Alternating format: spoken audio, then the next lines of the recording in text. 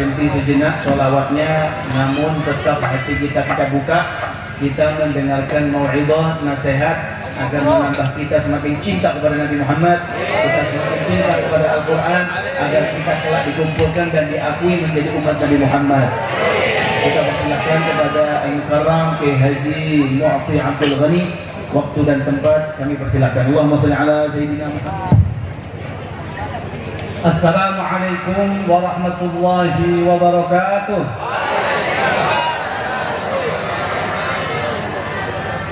Bismillah walhamdulillah wassalatu wassalamu ala man la nabiyya ba'dah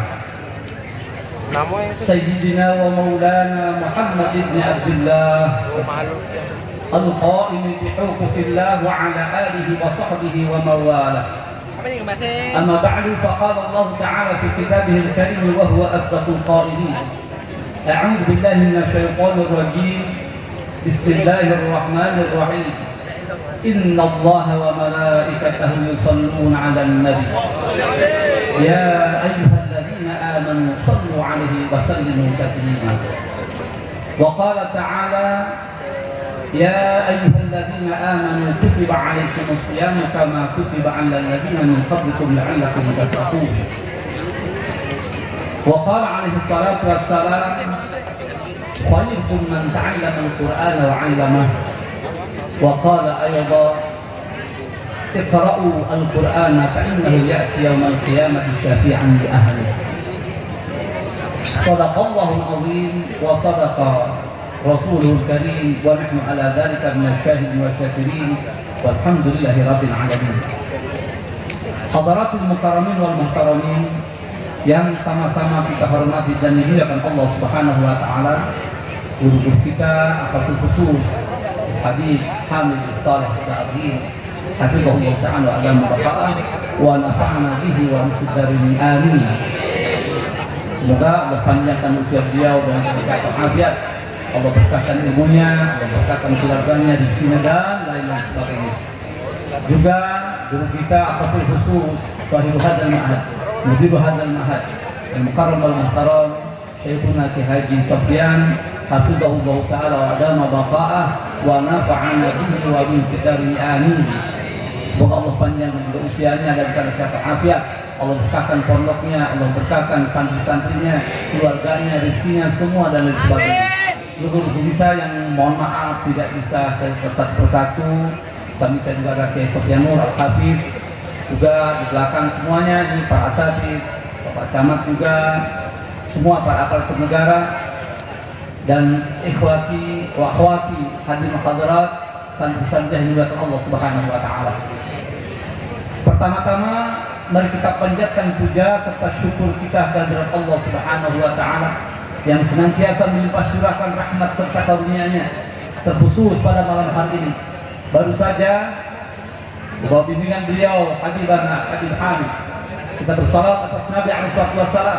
Semoga seluruh amal ibadah kita, khususnya salawat yang baru saja kita baca, diterima dan diridhoi Allah Subhanahu wa taala. Amin. Bayangkan ikhwatal iman, Nabi kita sudah menjamin man shalla alaihi wahidatan sallallahu alaihi biha asyara. Dan siapa yang baca satu kali salat saja kepadaku, maka Allah akan membalas 10 kali. Rupanya dalam hadis ini ada rahasia besar. Sebagian ulama mengatakan orang yang membaca salawat dengan tulus ikhlas hanya karena Allah semata, maka itu berarti secara tidak harus jaminan dari Allah bahwa orang ini akan selamatkan dibahagiakan di akhirat kelak. Karena tidak mungkin Allah membalas 10 kali balasan kepada hamba tersebut kecuali orang itu dijamin keselamatan di akhirat nanti. Maka berbahagialah kita ikhwah yang malam hari hadir dan baca salat atas Nabi dengan penuh riang gembira. Semoga beliau berkenan kelak memberikan syafaat kepada kita dan juga kepada orang tua kita serta guru kita semua. Amin ya Allah ya Rabbal alamin. Salat berkaitan salam kita haturkan kehadiran baginda Nabi besar Muhammad sallallahu alaihi wasallam tasliman katsiran katsira. Yang malam ini Masya Allah untayan salatnya kita lanjutkan untuk beliau dan juga atas jasa beliau kita menjadi umatnya, kita menjadi pengikutnya. Semoga kita istiqamah mengikuti jejak langkah beliau dan jadi pelanjut estafeta perjuangan beliau hingga akhir hayat nanti. Amin ya Allah ya Rabbal Alamin. Hadirin wa hadirat rahimakumullah. Yang pertama, sebelum saya menyampaikan hal-hal yang ingin saya sampaikan malam hari ini, yang pertama, dan ini menurut saya paling utama, saya mengingatkan diri saya, umum kita semua, sekaligus berwasiat kepada segenap hadirin hadirat, santri-santriah, terkhusus kepada diri saya pribadi, untuk senantiasa meningkatkan ketakwaan kita kepada Allah Subhanahu wa Ta'ala. Sebab hanya dengan jalan takwa, keselamatan dan kebahagiaan kita dijamin oleh Allah Subhanahu wa Ta'ala, baik di dunia, terkhusus kelak di akhirat nanti. Tentu dalam arti takwa yang sesungguhnya, yaitu menjalankan segala perintah Allah dan menjauhi segala larangannya. Ikhwatan iman yang dimuliakan Allah Subhanahu wa Ta'ala. Yang kedua, saya ingatkan bahwa saat ini kita berada di bulan Sya'ban. Bulan Sya'ban, salah satu bulan yang diistimewakan oleh baginda Nabi Muhammad SAW. Ketika Rasul Nabi kita ditanya oleh Sayyidina Usamah bin Zaid radhiyallahu anhu, "Ya Rasulullah, lam arka tasum min syahrin min asyhur ma tasum min Sya'ban." Wahai baginda Rasul, saya tidak pernah menyaksikan engkau berpuasa pada satu bulan di antara 12 bulan ini sebanyak di bulan Sya'ban ini. Yang dimaksud adalah puasa sunnah. Ada apa dengan bulan Sya'ban ini? Nabi kita yang mulia menjawab, qala dzaka syahrun yadful nasu an. Itulah bulan yang kebanyakan manusia lalai, lengah dengan bulan ini. Baina Rajab wa Ramadan, yang posisinya di antara bulan Rajab dan Ramadan. Syahrun turfa'u fil a'mali rabbil alamin. Inilah bulan yang di dalamnya ada satu momen, satu malam di mana catatan amalan-amalan kita diangkat untuk disetorkan kepada Allah penguasa alam semesta. Wa uhibbu an yurfa'a 'amali wa ana sha'im. Dan aku menginginkan ketika catatan amal-amalanku diangkat oleh Allah, aku dalam keadaan berpuasa.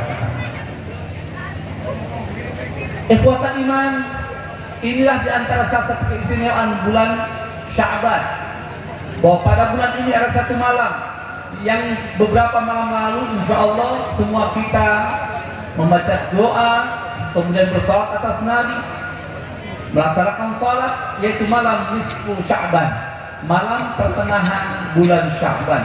Karena malam-malam itulah pengangkatan catatan amalan-amalan kita secara besar-besaran. Walaupun dalam hadis-hadis yang lain ada pengangkatan catatan amalan itu, setorannya itu ada harian, ada pekanan. Harian sebagaimana dalam hadis sahih, tasamu alaihi tulail wa nahar fi salat fajr wa salat asar, bahwa para malaikat yang ditugaskan oleh Allah pada malam hari dan siang hari, mereka berkumpul pada saat salat fajar, salat subuh, dan juga pada saat salat asar. Fayastamuna fi salatil fajri, maka mereka berkumpul pada saat salat subuh. Fatas adu malaikatun lail wa tabitu malaikatun nahar, maka naiklah malaikat yang ditugaskan malam hari dan menetaplah malaikat yang ditugaskan siang hari. Lalu kemudian fajr salat asar, mereka pun nanti akan berkumpul kembali pada saat salat asar. Fatas adu malaikatun nahar wa tabitu malaikatul lail, naiklah malaikat yang ditugaskan siang hari dan menetaplah malaikat yang ditugaskan malam hari. Perhatikan baik-baik bahwa malam ini ada malaikat yang ditugaskan untuk kita semua. Lalu ketika mereka naik, fas'alhum rabbuhum, Allah pun bertanya kepada mereka, kaifa taraktum ibadi, wahai para malaikatku, bagaimana keadaan hambaku ketika engkau tinggalkan dan fayaqulun, maka mereka menjawab, atainahum wa hum yusallun wa taraknahum wa hum yusallun. Ketika kami datang tadi, mereka sedang dalam sholat fajar, sholat subuh. Dan ketika kami tinggalkan tadi pun, mereka sedang dalam keadaan sholat berjamaah, sholat asar. Faghfir lahum yaumaddin, maka kami mohon kepada engkau wahai Rabb, agar engkau berkenan mengampuni mereka kelak di hari pembalasan nanti. Antum bisa bayangkan ini doanya malaikat. Maka berbahagialah mereka yang istiqamah dalam sholat 5 waktunya. Bukan hanya subuh dan asar saja, subuh, zuhur, asar, maghrib dan isya. Karena malam dan siang hari ada malaikat yang ditugaskan. Kalau bahasa kita ada sip-sipan, sip siang, sip malam. Mudah-mudahan malam hari ini para malaikat mengerumuti kita semua, mencatat amal-amal kita, mengangkat sholat kita, disampaikan kepada Nabi besar Muhammad SAW. Apalagi yang membimbing kita, Habibana, ini salah satu zuriyah darah daging beliau yang mulia alaihi salatu wassalam. Allahumma shalli ala Muhammad. Ikhwatul iman yang Allah Subhanahu wa ta'ala. Yang kedua, di antara keistimewaan bulan Sya'ban ini, sebagaimana dituturkan Imam Ibnu Said Al-Yamani rahimahullah ta'ala, inna syahra Sya'ban syahrus salati ala nabi. Sesungguhnya bulan Sya'ban adalah bulan salat atas Nabi. Li'annal ayata, karena ayat innallaha wa malaikatahu yusholluna 'alan nabi ya ayyuhalladzina amanu shallu 'alaihi wa sallimu taslima nuzilat fihi. Karena ayat yang termaktub dalam surat Al-Ahzab ayat 53, yaitu yang bunyinya innallaha wa malaikatahu dan seterusnya, diturunkan pada bulan ini. Jadi ayat yang merupakan perintah salat atas Nabi, wahai sekalian orang beriman, bersalat dan bertasbih kalian semua kepada Nabi Muhammad SAW, itu diturunkan pada bulan Sya'ban. Itu artinya ulama kita menghimbau, menganjurkan kepada kita umat Nabi Muhammad agar lebih banyak lagi bersalat atas Nabi di bulan Sya'ban yang dimuliakan ini, yang disewakan ini. Bulan Sya'ban sebagaimana yang disabdakan Nabi tadi, baina Rajab wa Ramadan, ini bulan kebanyakan manusia lalai, lengah, makanya Nabi memperbanyak puasa. Padahal ini bulan luar biasa karena banyak peristiwa yang terjadi di bulan ini. Di antara tadi ayat tentang salat atas Nabi diturunkan pada bulan ini. Pengangkatan catatan amal-amal juga diadakan pada bulan pertengahan bulan ini.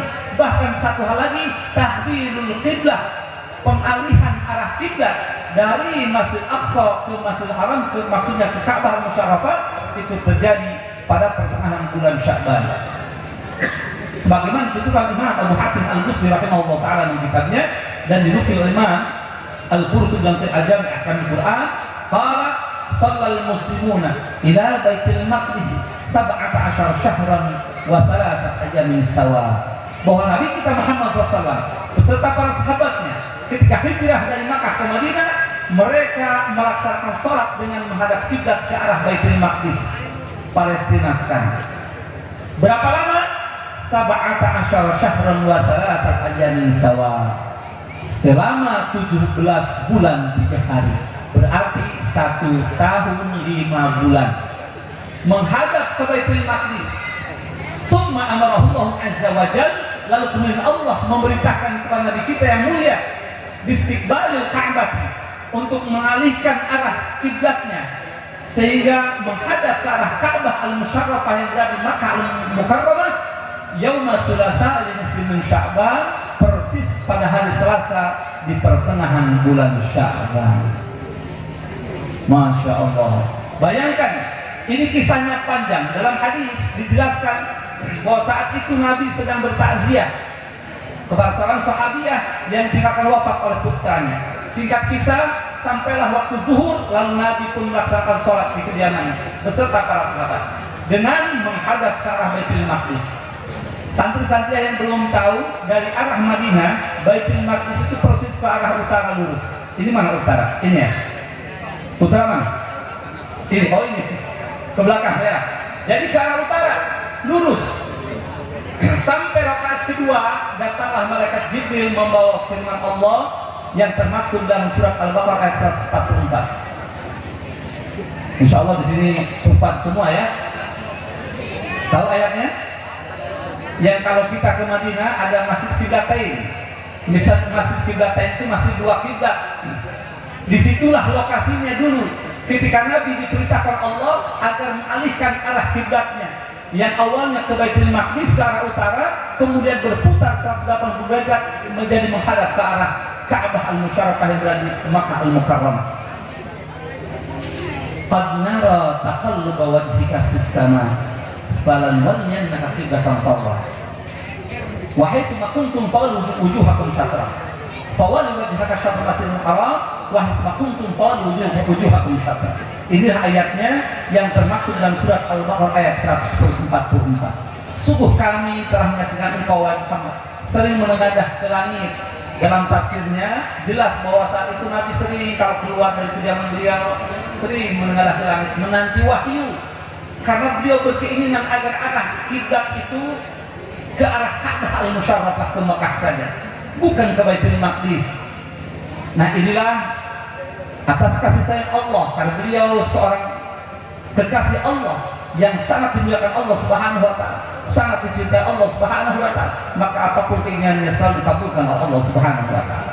Pun demikian dalam hal ini turunlah ayat pas salat zuhur sampai rakaat kedua, disampaikan ayat ini, lalu kemudian fawalli wajhaka syatral masjidil haram, maka mulai saat dan detik ini arahkan arah kiblatmu ke arah Masjidil Haram.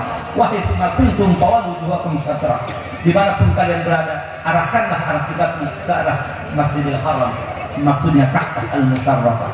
Maka langsung Nabi SAW berputar 180 derajat. Jadi satu-satunya sholat yang pakai muter adalah pada saat itu, pakai muter, jadi dari arah utara ke selatan. Nah, itu sekarang kalau adik-adik yang belum tahu, silakan nanti ya berkunjung ke Madinah. Amin.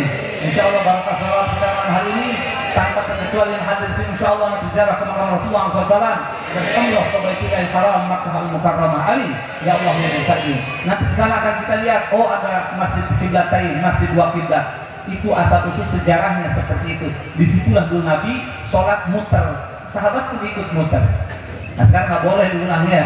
Itu khususnya hanya satu-satunya. Nah, itu terjadi pada hari Selasa atas perintah Imam Al-Musti, Abu Hatim Al-Musti rahimahullah ta'ala, nukil Imam Al-Qurtubi dalam kitab Al-Jami' Ahkam Al-Quran, itu hari Selasa pertengahan bulan Sya'ban. Ikhwatan iman yang dilakukan Allah Subhanahu wa taala, ini bulan Sya'ban dan banyak lagi peristiwa lain.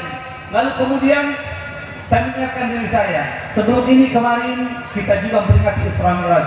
Betul tidak? Karena pada bulan tersebut ada satu peristiwa, yaitu di-Isra dan di-Mi'rajkan Nabi kita alaihi salatu wasallam, diisrakan dari Baitul Haram, Masjidil Haram, Makkah al-Mukarramah ke Masjidil Aqsa yang berada di Palestina. Satu-satunya ayat yang menjelaskan tentang diisrakannya Nabi hanya dalam satu ayat.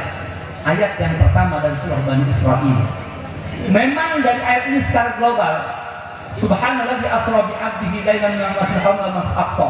Maha suci Allah yang telah memperjalankan hambanya, maksudnya Nabi kita Muhammad, dari Masjidil Haram ke Masjidil Aqsa. Tapi pada prakteknya, lihat dalam hadis yang sangat panjang, beliau diajak dulu jalan-jalan dalam tanda kutip ya, oleh siapa? Malak Jibril alaihissalam, tentu atas izin Allah Subhanahu wa taala. Lalu beliau diminta inzil fasali haruna, berhentilah sejenak wahai Rasulullah, salatlah di sini. Fasallah fi rakaatain, dan Nabi pun salat 2 rakaat. Setelah salat beliau pun naik buruk lagi, kemudian terbang lagi, melesat lagi. Jibril pun bertanya, "Atadri aina shalah?" Tahukah engkau di mana engkau baru saja salat? Maka Nabi pun menjawab, "Qala la," tidak wahai Jibril. "Qala salta bi Thaibah dan wa ilaihal muhajarah." Engkau baru saja salat di Thaibah dan ke situlah engkau nanti akan berhijrah. Demikian juga tidak lama lagi dari itu Rasul diminta lagi untuk berhenti sejenak untuk melaksanakan salat kembali. Di manakah itu? Kawasan Madian, dekat Indah Syajarati Musa, dekat pohon di mana dulu Nabi Musa pernah berteduh ketika dikejar oleh Fir'aun dari Mesir, masuk kawasan Madian dan sekarang termasuk kawasan Jordania. Lalu setelah itu Nabi diminta lagi untuk singgah sejenak, sholat 2 rakaat. Di mana? Di atas Gunung Tursina. Gunung Tursina ini sekarang adanya masuk ke kawasan Mesir, perbatasan dengan Palestina. Al-Fakir Al-Mullah yang di mana dulu tahun 2015 naik. Jadi 5 tempat ini sudah Al-Fakir datangi semuanya. Yang terakhir Gunung Tursina. Bagi ikhwan santri-santri yang pernah ziarah ke Gunung Muria, persis belok-belok begitu, itu mungkin 2 atau 3 kali lipat dari itu. Kita naiknya pakai onta, nggak bisa jalan kaki dan harus malam hari.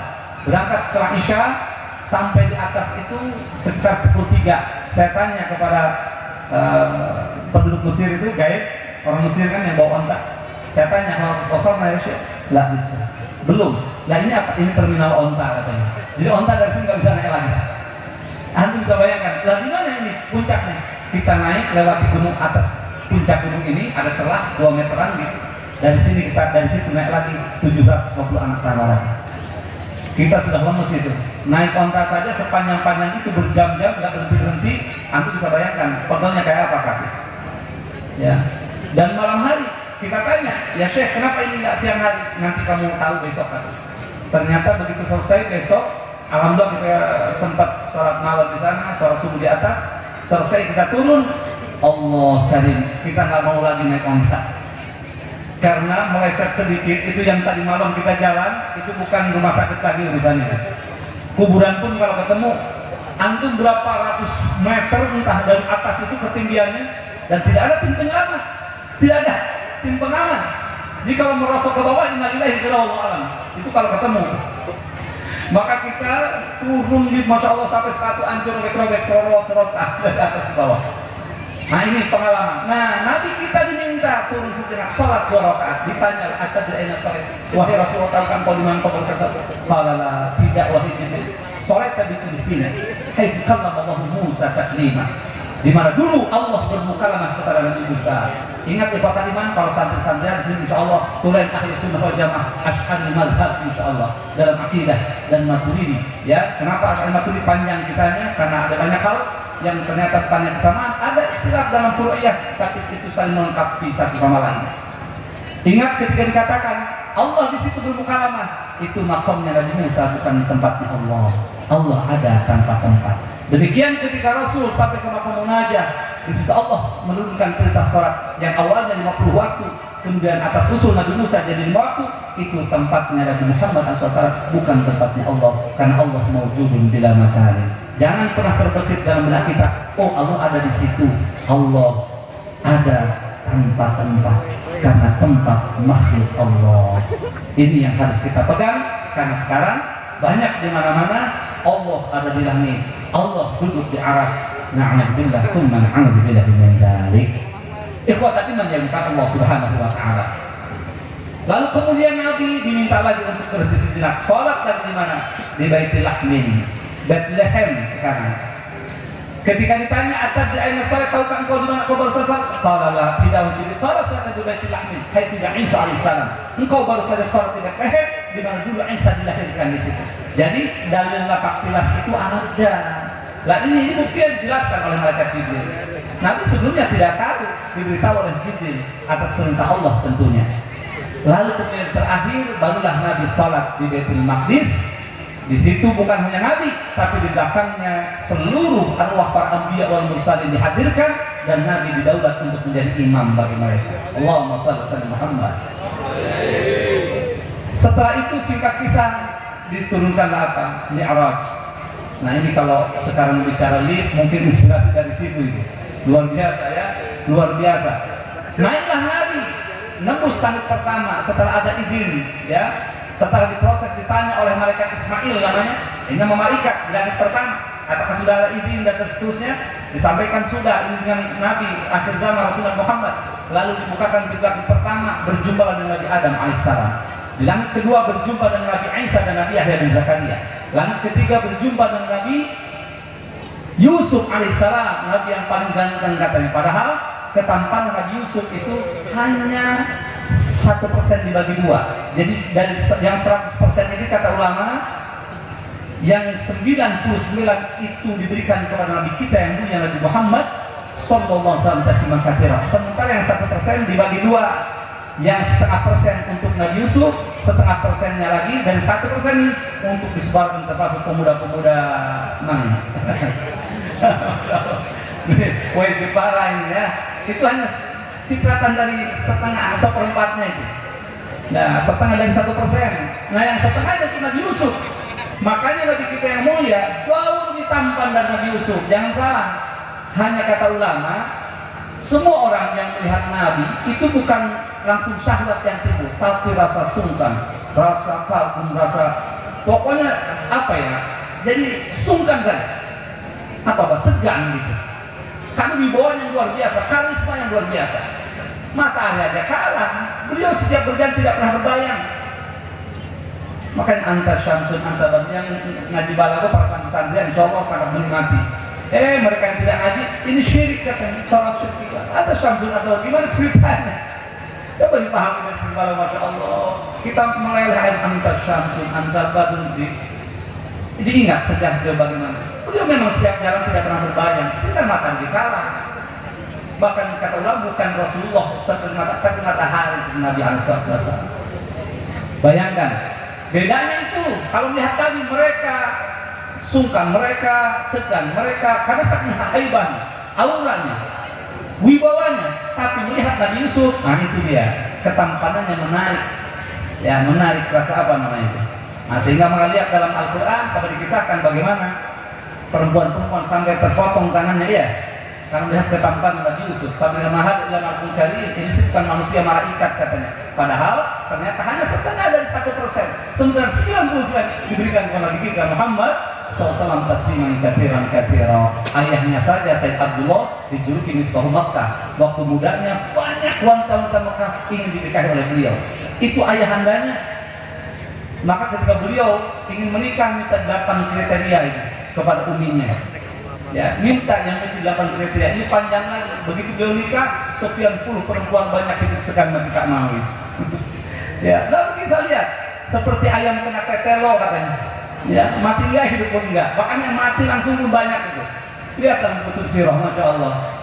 Itu ayahandanya. Bagaimana dengan Nabi kita yang mulia Nabi Muhammad SAW? Hanya itu dijaga ya Nabi kita seperti sudah dijelaskan.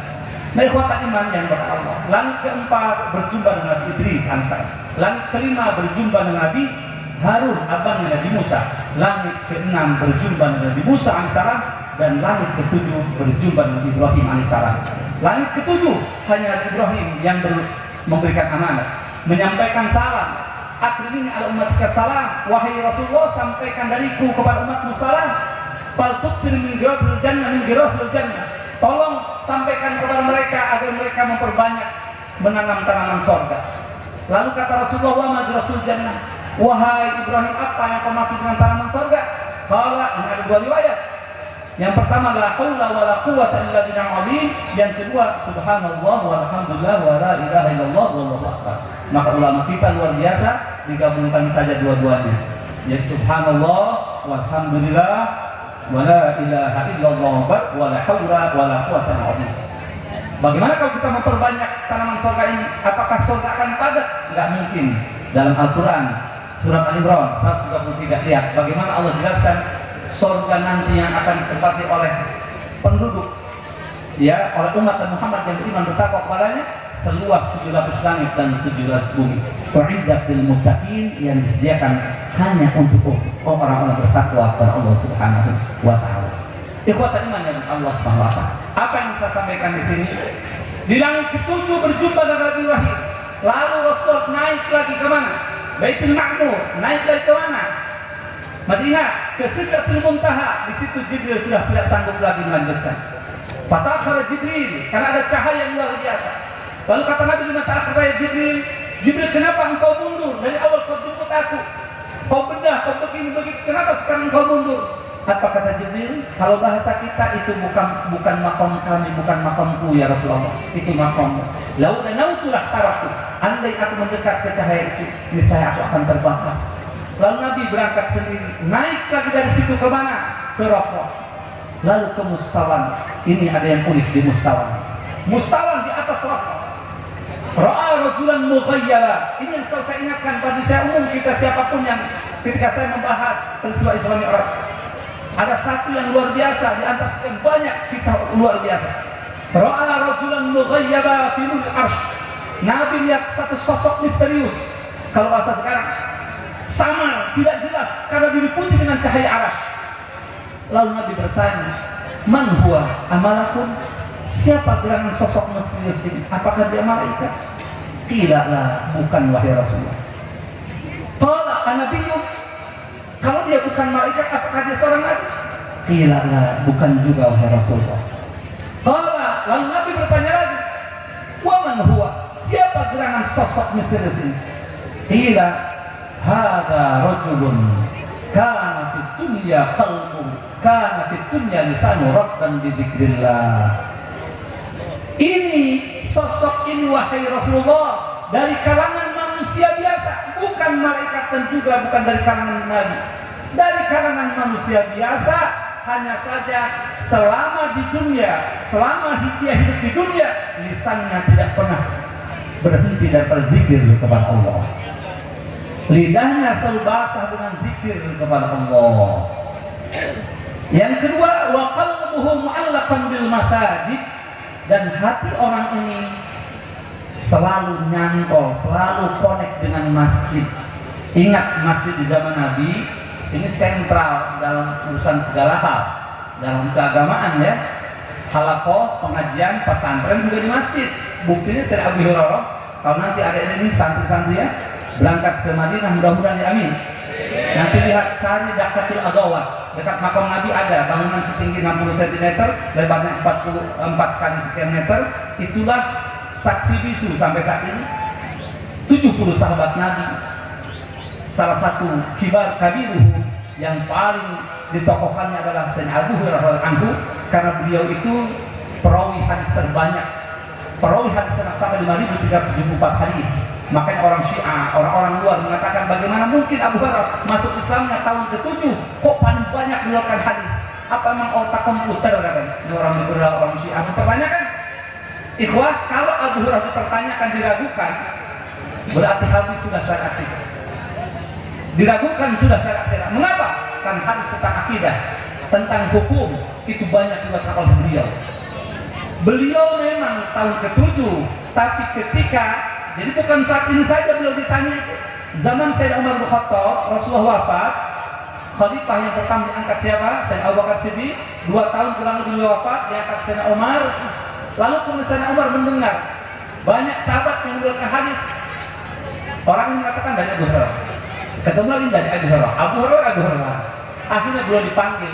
Singkat kisah Abu Hurairah, apakah benar kau meriwayatkan hadis banyak ini? Bentar-bentar ya Abu Hurairah. Tadi Abu Hurairah, ini gimana cerita? Apa kata beliau? Ini bahasa gampangnya. Wahai Amirul Mukminin, di saat penduduk Ansar, penduduk asli Madinah sibuk dengan pertanian mereka, dengan sawah ladang mereka, dengan ladang dan kebun mereka, dan orang-orang muhajirin, orang yang pendatang dari Mekah sibuk dengan perniagaan mereka, maka saya Amirul Mukminin melihat langsung dari Nabi apa yang tidak mereka lihat. Saya menyaksikan langsung berbagai peristiwa dari Nabi yang tidak mereka saksikan.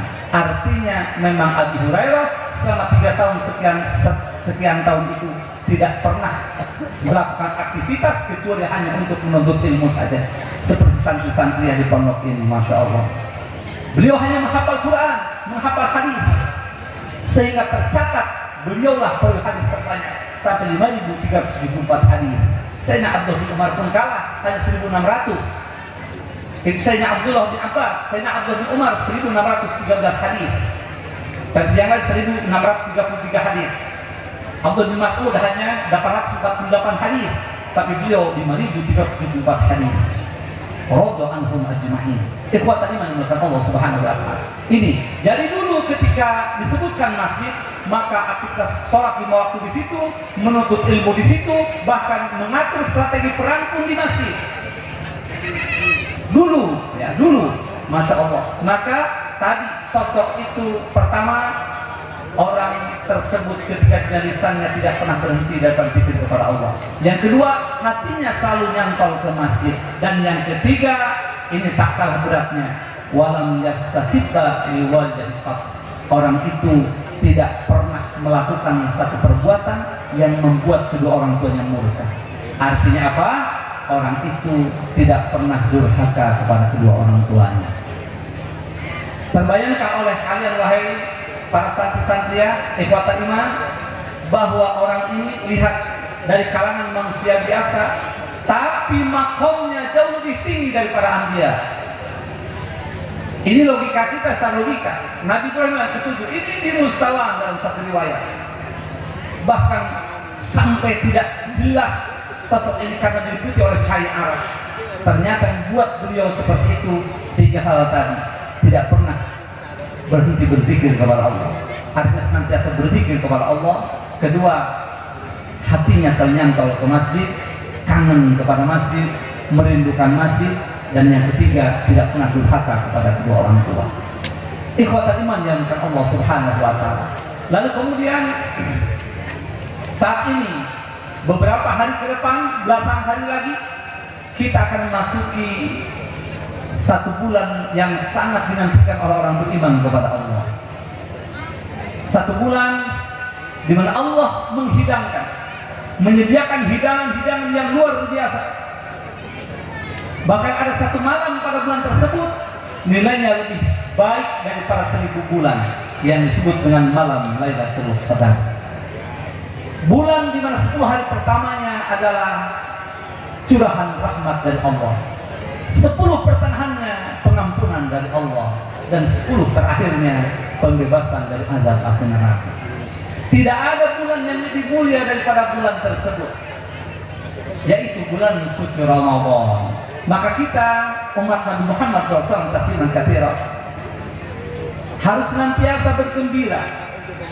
Setiap kali bulan Ramadan akan datang kepada kita, mestinya kita senang, kita berbahagia, kita gembira. Pun sebaliknya ketika Ramadan akan segera sirna, akan segera pergi dari kita, kita pun mestinya merasa sedih.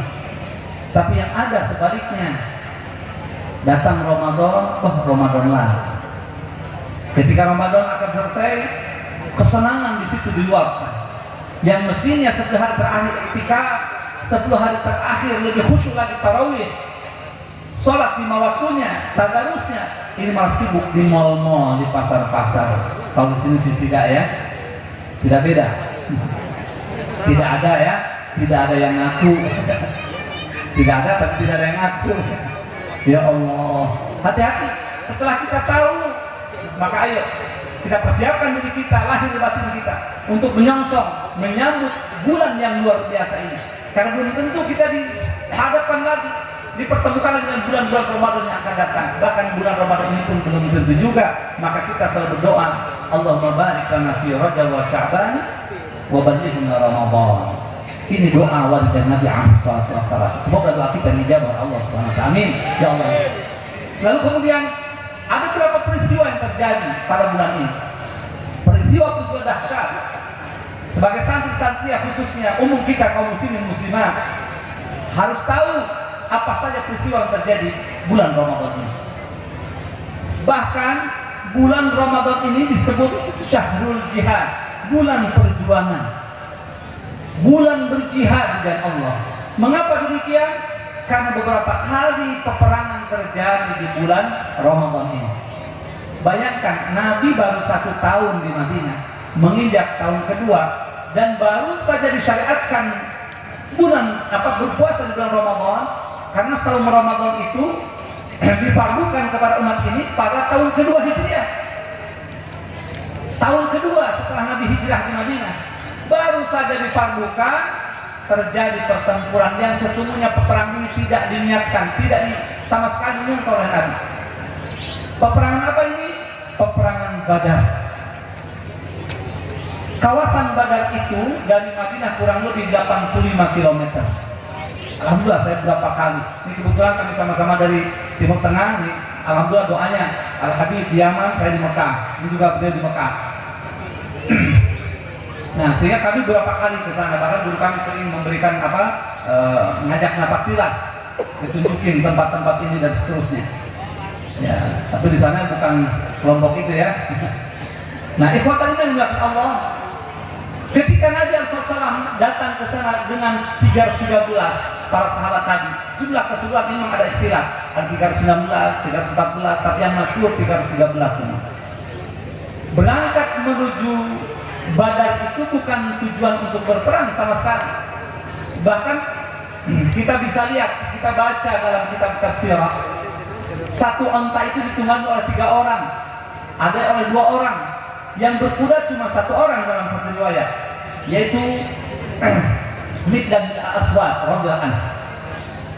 Berangkat ke sana bukan untuk berperang, tapi apa yang terjadi ini singkat kisah. Sampai di sana ternyata yang dihadapi oleh Nabi 1000 pasukan lengkap dengan senjata. Ini tentara terlatih, pasukan terlatih dari kaum musyrikin Makkah. Di antaranya ada Abu Jahal di situ, aduh Allah, yang sangat benci kepada Nabi kita SAW. Maka para sahabat, beliau semua manusia juga ada rasa galau. Betapa tidak mereka lengkap dengan panah, dengan tumbak, dengan pedang, dan berkuda, kapalan dan artileri. Sementara kaum muslimin yang 313 ini dari jumlah saja sudah kalah banyak. Konon dalam satu versi riwayat yang membawa pedang cuma 6 orang, itu pun yang tajam cuma 2. Antum bisa bayangkan. Maka Nabi di sini berdoa kepada Allah dengan penuh kehusuan. Kalau saya mengisahkan doa kepepet ini, ya. Bagaimana dari makna doanya yang kita paham? Ketika sahabat gelisah karena mau lari kemana? Dikejar pakai kuda, ditumbak dari belakang, dipanah dari belakang, tidak bisa lari. Dari padang pasir mau sembunyi kemana coba? Naik ke gunung dikejar. Ya sudah, akhirnya bertahan. Maka Nabi di situ berdoa, doa Nabi yang sangat terkenal. Allahumma intuhlik hadhihi sobat alam kubah. Satu riwayat pakai lang, harfu nafi manas nasib balik. Allahumma ya Allah, intuhlik hadhihi sobat, jika engkau binasakan kelompok kami yang sedikit ini, lantuk badak, sama sekali engkau tidak akan pernah disembah lagi di muka bumi. Tidak akan ada lagi yang menyembah engkau, wahai Allah. Dengan penuh kehusuan menangis dari para saat itu. Dan itu terjadi pada tanggal 17 Ramadan, walaupun ada versi yang lain tanggal 2 Ramadan. Tapi yang masyhur, bukannya beliau saya mau Maliki, saya menyampaikan itu tanggal 17 Ramadan. Bayangkan. Maka terjadilah apa yang terjadi. Lihat dalam surat Al-Anfal, Allah jelaskan, Allah turunkan 5.000 malaikat. Sehingga banyak orang-orang kafir yang terpental pada saat itu, tidak jelas siapa yang melemparkan mereka. Walhasil singkat kisah, seusai pertempuran di bulan Ramadan tanggal 17, di saat lapar-lapar, musim di bawah terik matahari, kaum muslimin berhasil memenangkan peperangan itu. Yang aneh, kaum muslimin kan tidak bersenjata, tapi bisa menangkap 70 daripada kaum musyrikin Mekah, bisa tertawan dan 70 lagi terbunuh oleh mereka. 70 mati, 70 tertawan. Ini salah satu kajian yang luar biasa. Lalu kemudian terjadi lagi peristiwa yang sangat dahsyat. Apa itu? Futuh Mekah terjadi pada tanggal 10 bulan Ramadan tahun ke-8 Hijriah. Beberapa kali perang Tabuk. Kemudian kita tidak boleh lupa sejarah luar biasa yang sekarang berubah. 7 abad namanya Islam jaya di sana sampai melahirkan Ibnu Malik Sahih Alfiyah, Imam Qurtubi Sahih Al-Jami' li Ahkam Al-Quran, Mufasir, kemudian Ibnu Rushdi Sayyidatul Mujtahid, kemudian Ibnu Sina, dan Masya Allah Ibnu Hazm dan ulama-ulama besar lainnya.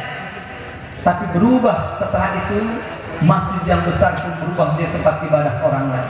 Mana itu? Ada yang tahu? Espanya, Spanyol sekarang. Bayangkan, itu dibebaskan dulu oleh kaum muslimin di zaman Daulah Umayyah. Persis tanggal 28 Ramadan tahun 92 Hijriah. Siapa panglima perangnya? Tariq ibn Ziyad rahimahullah ta'ala anhu. Di akhir bulan Ramadan, sehingga 7 abad Islam jaya di sana, sehingga melahirkan ulama-ulama sekelas Sahibul Alfiyah, penyusun kitab Alfiyah Ibnu Malik rahimahullah ta'ala, dan ulama-ulama besar yang lainnya.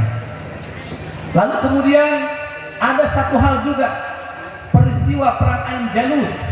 Di mana Ain Jalut? Adanya di kawasan Syam. Kalau disebut Syam sekarang, itu terpecah pada 4 negara: Palestina, Jordania, Syria, dan Lebanon. Dulu satu kawasan Syam. Nah, ketika kaum muslimin mendapatkan pelecehan, kalau bahasa sekarang ini penghinaan yang luar biasa dari tentara Mongol, ya, pasukan Tartar, karena Baghdad jatuh ke tangan mereka, sehingga satu persatu kawasan-kawasan yang dihuni oleh kaum muslimin dicaplok semuanya, ibu kotanya sudah jatuh, sehingga para pengamat mengatakan tidak mungkin umat Islam bisa merebut kembali. Tidak mungkin umat Islam bisa merebut Baghdad kembali. Jatuh sudah ke tangan mereka. Namun ternyata atas izin Allah, Allah utus Saifuddin Quds dengan Perdana Menterinya Baybars dari kawasan Mesir, dan tepatnya atas saran Syekh Izzuddin bin Abi Salam. Beliau yang mengirim surat kemana-mana tuh, ulama besar mazhab Syafi'i yang berjulukan Sultanul Ulama, luar biasa, disambut oleh ulama-ulama di seantero jagat itu, terutama di Timur Tengah, ya, di kawasan Arab, dari Syamnya, dari mana-mana, dari Saudi, Makkah, Madinah, semuanya disambut seruan jihad. Maka terjadilah satu pertempuran yang sangat dahsyat, yaitu pertempuran Ain Jalut, dan dimenangkan peperangan itu oleh kaum muslimin. Tar kalah telak. Itu terjadi pada tanggal 15 Ramadan tahun 658 Hijriyah. Ikhwatal iman yang bukan Allah SWT, termasuk kemerdekaan Republik Indonesia pun dideklarasikan, diproklamasikan oleh Bung Karno dan Bung Hatta di Pegangan Timur hari Jumat jam 10 pagi, juga di bulan Ramadan. Betapa luar biasa bulan suci Ramadan ini. Maka tidak ada alasan bagi kita untuk berleha-leha, bercapek-capek, berlelah-lelah, berpayah-payah, sehingga kualitas ibadah kita lebih menurun di bulan Ramadan. Itu tidak, karena dulu para pendahulu kita ternyata mereka membela agama, mempertahankan akidah dengan mengorbankan jiwa raga mereka. Itu terjadi di bulan Ramadan. Ikhwatal iman, sedikit sebelum kami tutup, kami ingatkan diri saya, juga umum kita semua, bahwa pahala puasa bulan Ramadan itu luar biasa. Itu sudah ma'ruf, masyhur. Tapi sebaliknya ancamannya juga luar biasa bagi mereka yang melalaikan puasa di bulan Ramadan. Kita simak salah satu hadis. Qala alaihi salatu wassalam, "Man shama Ramadan imanan wa ihtisaban, ghufir lahu ma taqaddama min dhanbi wa fi Ahmad wa ma ta'akhkhar." Ini ada dua riwayat. Satu man shoma Ramadan, yang kedua man qama Ramadan. Kalau man shoma, barang siapa yang berpuasa di bulan Ramadan. Wa man qama, barang siapa yang melaksanakan qiyamul lail di bulan Ramadan. Ingat, qiyamul lail di bulan Ramadan ya salatul tarawih. Salatul tarawih. Imam Nawawi menyatakan seperti itu, ulama kita menyatakan seperti itu. Jadi barang siapa yang melaksanakan puasa di Ramadan dan salat tarawih dengan didasari keimanan kepada Allah dan hanya mengharap pahala dari Allah Subhanahu wa taala, ghufira, maka orang itu akan diampuni. Orang itu pasti diampuni dosanya. Ma taqaddama min dzambi, baik yang telah lalunya, wa ma ta'akhkhara, maupun yang akan datang. Ada iskal kata ulama, kenapa di sini ada riwayat wa ma ta'akhkhar dan maupun dosa-dosa yang akan dilakukan, yang akan datang, padahal belum dilakukan kok sudah diampuni. Ternyata makna dari hadis itu bahwa orang yang melaksanakan puasa dan mulai dengan niat tadi didasarkan iman kepada Allah dan hanya mengharap ridho serta pahala dari Allah, akan dilindungi, dijaga oleh Allah untuk tidak terjerumus ke dalam dosa-dosa besar selama hidupnya sampai akhir hayat nanti. Ini jaminan dari Allah Subhanahu wa taala. Lalu kemudian ini bagi yang berpuasa, sementara yang melalaikan puasa, yang meremehkan ibadah puasa Ramadan. Simak beberapa hadis ini. Yang pertama, qala alaihi salatu wassalam, man afṭara yawman min Ramadan min ghairi rukhsatin wala maradin lam yaqdi anhu shawmu dahri kullihi wa insana. Barang siapa yang membatalkan puasanya tanpa alasan syar'i, tanpa udzur syar'i, bukan karena bepergian jauh, bepergian pun dalam mazhab kita harus berangkatnya sebelum subuh, ya. Berangkat misalnya melebihi batas masa pasar, maka dia boleh jika dia ingin berbuka, nanti diqadha. Tapi kalau berangkatnya pada subuh, kecuali memang dia sakit jalan, maka tidak boleh dia berbuka, harus sampai maghrib begitu. Nah, ini barang siapa yang berbuka puasa satu hari saja di bulan Ramadan dengan tanpa alasan udzur syar'i, maka lam yaqdi anhu shawmu dahri kullihi wa insana, tidak akan bisa ditebus dengan puasa 1 tahun sekalipun jika dia melakukannya. Tidak bisa ditebus walau dengan puasa 1 tahun. Ini luar biasa. Walaupun kemudian ulama membahas jika memang orang yang melakukan hal itu taubatan nasuha, maka digantilah dengan diqadai dengan sebanyak yang dia tinggalkan. Semoga Allah menerima dan meridhoinya seperti itu.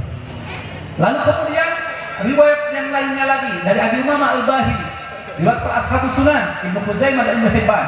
Ini mengerikan sekali bahwa kata Nabi, kata saya Abi Umamah Al-Bahili, qala sami'tu Rasulullah SAW yaqul, aku pernah mendengar Nabi bersabda, baina ana naimun, tatkala saya sedang tertidur, atani rajulani, tiba-tiba datang dua sosok malaikat kepadaku. Fa'akhadha bidab'iyya, lalu kemudian memegang dua pengkalangan saya. Fa'ataya bi jabalan wa'ra, lalu tibalah saya dibawa ke suatu tempat di mana di situ ada gunung yang sangat tinggi, curam, tinggi, terjal berliku. Faqala, dan dua sosok ini berkata kepadaku, is'ad, naiklah wahai Muhammad. Faqultu, maka saya menjawab, aku pun menjawab, inilah utiku, saya tidak sanggup naik karena gunung itu terjal berliku. Faqala, namun dua sosok itu berkata, inna sanusahiruhu laka, naiklah, kami akan memudahkannya untuk engkau. Fasa itu, lalu aku pun naik. Hatta idza kuntu fi sawa'il jabal, sehingga ketika aku sampai di puncak gunung itu, fa idza bi aswatin syadidah, tiba-tiba aku mendengar suara lengkingan yang sangat amat keras. Ada suara teriakan, lengkingan, lolongan yang sangat amat keras kan. Faqultu ma hadhil aswat, aku pun bertanya, wahai malaikat, suara apa gerangan ini? Faqala, maka dua sosok ini menjawab, hada wal ahli nar, inilah lengkingan, lolongan, teriakan, jeritan para penghuni neraka. Summan tuliqabi, kemudian aku diajak lagi berangkat. Fa idza biqaumin mu'allaqina bi araqibihim musyaqqatan asdakum tasilu asdakum dama. Aku dibawa ke setempat, tiba-tiba aku menyaksikan sekelompok masyarakat sedang dalam keadaan tergantung dengan posisi kaki di atas, kepala di bawah. Musyaqqatan asdaquhum, dalam kondisi bibirnya robek-robek dan mengalirkan darah segar dari bibirnya. Lalu faqultu, kata Nabi, aku pun bertanya, man haula, siapa gerangan mereka itu? Faqala, maka dua sosok ini pun menjawab, haula alladziina yuftiruna qabla tahillati shaumihim, mereka itulah orang yang suka berbuka puasa sebelum tiba pada waktunya. Saya tidak tahu istilah di sini apa. Di Jawa Bandung sana itu godin katanya. Kalau di Bogor, Sukabumi sini depong. Kalau di sini saya tidak tahu itu istilahnya apa. Apa? Mokel. Itu, hati-hati yang suka mokel ini. Hati-hati ini, kena nih. Sampai dalam hadis rawah Ashabus Sunan, Ibnu Majah dan Hibban, mengerikan sekali.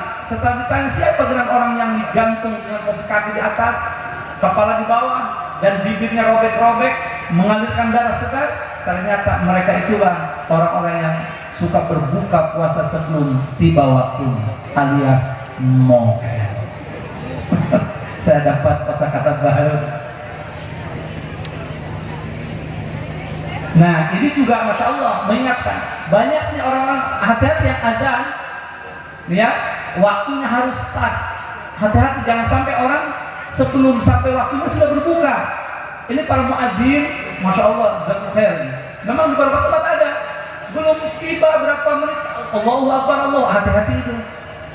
Ingat, nanti dalam fikih ini, ya, dalam Safina dan Tahlul Asadidah, ya, bagaimana orang yang batal puasanya walaupun tinggal 2 menit lagi dalam mazhab Syafi'i, begitu dia misalnya nih ada terdengar orang adzan, Allahu Akbar, Allahu Akbar, langsung bismillah, udah dari tadi standby gitu kan, ternyata anak-anak lagi main-main atau suara HP lagi dari tetangga.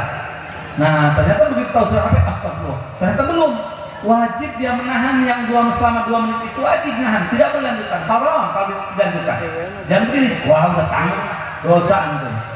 Hati-hati, udah tahan sampai maghrib, nanti adzan betulan, antum makan dan wajib diqadha. Walau 2 menit itu, hati-hati.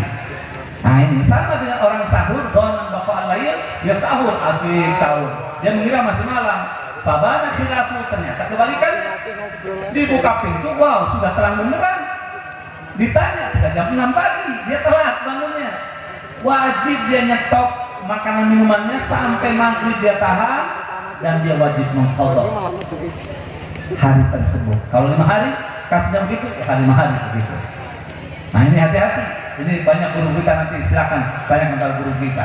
Nah ikhwatal iman yang dimuliakan Allah, jadi tadi pahalanya yang luar biasa pun ancamannya luar biasa. Maka waspadalah, waspadalah. Maka persiapan. Nah ada 2 hal yang ingin saya ingatkan lagi. pembatalan puasa itu hanya dua, tidak banyak. Pertama, mayutilu sawab saum la as-sauma nafs. La as-sauma nafs. Pertama, yang membatalkan pahala puasanya dan tidak membatalkan puasanya. Wa yusamma al-muhbitat. Itu yang disebut dengan al-muhbitat. Tidak ada perkara-perkara yang membatalkan pahala puasa namun tidak batal puasanya. Dan lebih mengerikan, la yajibu alaihi qada, tidak wajib diqada. Tidak wajib diqada. Tapi dia tidak punya pahala apapun. Ya inilah yang disabdakan Nabi oleh Nabi SAW dalam hadis sahih, kam min shaimin laisa lahu min siyamihi illa al-ju' wal 'atas. Betapa banyak orang yang berpuasa namun dia tidak mendapatkan pahala secuil pun kecuali hanya mendapatkan haus dan lapar saja. Kasusnya apa? Ada 6 kata ulama. Ini dihimpunkan dari beberapa hadis, singkatnya oleh ulama ahli fikih kita, fuqaha kita, ada 6 perkara. Yang pertama, al-ghibah, menggosip, ngomongin orang. Hati-hati yang sekiranya jika dia dengar, dia tidak suka. Yang kedua, an-namimah, jadi provokator, pemecah belah, pengadu domba. Hati-hati ya, via WA, via apa nih, hati-hati. Yang ketiga, al-kadhib, berdusta, berbohong. Keempat, an-nadhar lima yuhram aw lima yuhillu bi syahwah, melihat sesuatu yang diharamkan. Ada maksiat nampak malah ditonton, dilihat. Orang ngadu ayam, tonton ngadu ayam. Orang lagi judi, tonton judi. Hati-hati. Nah, sedang berpuasa, pahalanya puasanya nggak batal sama maghrib, tapi pahalanya nggak dapat. Atau melihat sesuatu yang halal tapi dengan syahwat. Nah, ini gambarannya ini kayak yang sound system ini kan halal, kita lihat ya. Tapi tiba-tiba kok jadi canggih, kalau gitu ya, tiba-tiba muncul syahwat. Hati-hati nih, ya, hati-hati ini ingatkan ya, jangan sampai melihat sesuatu yang dihalalkan tapi dengan syahwat. Lalu kemudian al-qaulu zur, ucapan bohong wal amal bihi, ucapan kasar, kotor ya, sumpah serapah. Hati-hati nih, ya, jangan sampai terucap dari seorang yang sedang melaksanakan ibadah saum di bulan Ramadan. Lalu kemudian yang perkara yang membatalkan puasa dan sekaligus pahalanya, ini ada 8. Yang pertama, ar-ridah murtad, baik murtad qauli atau murtad fi'li atau murtad i'tiqadi. Sebab murtad ada 3, imma melalui ucapan atau melalui perbuatan atau melalui apa? Keyakinan atau pakai kadang. Hati-hati. Nah, sekarang di akhir zaman Nabi sudah mewanti-wanti, hati-hati. Tidak sedikit di akhir zaman karena banyaknya musibah-musibah malapetaka yang datang silih berganti dan bertubi-tubi, seperti tibanya penggalan kegelapan malam ya, yang semakin dahsyat, bencana-bencana alam dan bencana akidah, sehingga manusia banyak yang murtad wal a'udzubillah. Pagi hari masih beriman, sore sudah murtad. Sore masih beriman, pagi harinya sudah murtad. Kita yang di pesantren mengerti bahwa murtad itu tidak mesti harus dengan perbuatan, dengan ucapan pun jadi. Lihat dalam Sulamut Taufik. Nah, ini yang harus kita waspadai. Hadisnya ini banyak, beberapa riwayat. Ada riwayat Imam Tirmidzi, ada riwayat Imam Muslim. Yang jelas, inna baina yaday sa'ah, kata Nabi, ketika kiamat akan tiba, maksud di akhir zaman. Simak baik-baik. Inna baina sa'ah fitanan kafital mudlim, akan terjadi berbagai macam bencana, musibah-musibah. Ditafsirkan oleh Syekh Muhammad As-Sabuni, fitan di sini jamu fitnah, al-masaib wan nakalat wal balaya. Berbagai macam malapetaka, bencana-bencana, termasuk corona segala macam, dan musibah-musibah, bencana alam maupun bencana akidah yang akan datang silih berganti dan bertubi-tubi. Kaki ta'il mudlim, seperti tibanya kegelapan, kegelapan malam ketika tiba. Apa kata Nabi? Yusbih rajul fiha mu'mina. Kaki ta'il mudlim ya. Yusbih rajul fiha mu'mina. Karena saking dahsyatnya fitnah-fitnah tersebut, maka banyak manusia di akhir zaman pagi masih beriman, sorenya sudah murtad wa na'udzubillah. Wa yumsi mu'mina wa yusbihu kafira, sorenya masih beriman, pagi harinya sudah murtad wa na'udzubillah. Ini waspadai ya, karena Nabi sudah mewanti-wanti itu, dan hadis sahih bukan satu riwayat saja, ada banyak riwayat. Kita saat ini berada di akhir zaman, insya Allah. kita termasuk yang hidup di akhir zaman. Hanya berapa waktu lagi, berapa lama lagi, hanya Allah yang Maha tahu. Lalu kemudian yang kedua yang membatalkan pahala dan sekaligus puasanya, al-haid wal nifas wal wiladah. Ini khusus untuk kaum wanita, menstruasi, ya, kemudian melahirkan dan juga nifas. Kemudian ketiga al-junun walau lahzah, gila walaupun sebentar. Kalau teman kalian misalnya tiba-tiba cekakak cekiki ketawa ketiwi, begitu ditanya, kamu kenapa ketawa? Dia nggak sadar, nggak ingat, ternyata gila sebentar itu. Walaupun 1 menit, batal dia puasanya. Walau lahzah, lahzah bisa berapa menit, bisa berapa ini, hati-hati ya. Ya kalau yang ketawa-ketawa nggak jelas. Nah kemudian al-igma wasuk, pingsan atau mabuk, entah mabuk jengkol, mabuk terong gitu, mabuk apa kek. Tapi dengan catatan tidak amma jangan nahar, jika mabuk dan pingsannya 1 hari full dan mulai mabuk sampai berbuka puasa. Kata ulama, jika ia sempat siuman walau hanya beberapa detik tetap sah puasanya, hanya sholatnya harus diqadha. Jika ada kasus ya, karena ulama menyampaikan itu sudah disediakan, hukum payung hukum sudah ada itu, masya Allah. Lalu kemudian al-jima', hubungan suami istri siang hari Ramadan. Kita percepat. Kemudian apalagi dukhulu ainin manfadin maftuhin, masuknya sesuatu entah makanan, minuman, cairan ataupun berupa ini melalui lubang-lubang yang ada pada tubuh kita langsung tembus ke dalam perut. Maka nanti suntikan pun dipermasalahkan di situ, apakah cairannya itu masuk ke dalam perut menjadi nutrisi, obat atau apapun, atau tidak, hanya sebatas di kulit. Jika hanya sebatas di kulit maka tidak membatalkan, namun jika masuk ke dalam perut itu membatalkan. Wallahu a'lam. Lalu kemudian al-istimna. Ini hati-hati ya. Apa istimna itu? Masturbasi atau onani, mengeluarkan sperma. Dan yang terakhir al-istiqa'ah, menyengaja dia muntah. Kalau muntah karena dia perjalanan itu nggak masalah, tapi kalau muntahnya karena sengaja, nah itu makanya itu berbahaya. Nah demikian ikhwatal iman yang bukan Allah Subhanahu Wa Taala. Jadi itu pembatalan berpuasa kita. Hati-hati, ada yang membatalkan pahalanya namun tidak membatalkan puasanya. Ada yang sekaligus membatalkan pahala dan sekaligus membatalkan puasanya. Maka saya mengatakan diri saya, umum kita semuanya, semoga puasa kita di bulan Ramadan yang akan kita datangi beberapa belas hari ke depan, semuanya bisa dilaksanakan dengan baik dan benar sesuai dengan fatwa ulama-ulama kita, sesuai bimbingan Nabi kita alaihissalam, sehingga seluruh amal ibadah kita diterima oleh Allah Subhanahu Wa Taala. Demikian, terima kasih. Dan ini masya Allah, saya belum sempat tersampaikan mengenai fadilah Al-Quran. Insya Allah sudah luar biasa. Yang jelas doa saya menyertai antum semuanya, para penghafal Al-Quran, semoga bisa menghatam dengan 30 juz ya, gantian secara ngelotok di luar kepala dan menjadi ahli-ahli tafsir kelak di masa yang akan datang, menggantikan ulama-ulama yang sudah sepuh saat ini, menggantikan guru-guru kita. Antum kalian semuanya lah jadi generasi penerus umat di masa yang akan datang. Amin ya Allah yang berdosa ini. Demikian, sudah pasti banyak kekeliruan, kesan dan ucapan, dan juga apa yang disampaikan itu datang dari saya pribadi, mohon dimaafkan lahir dan batin. Jika pun ada yang benar, itu semata-mata fadl keutamaan atau bimbingan dari Allah SWT, semoga bermanfaat. Hada majma'in wallahu a'lam. Wassalamualaikum warahmatullahi wabarakatuh. Allahumma salli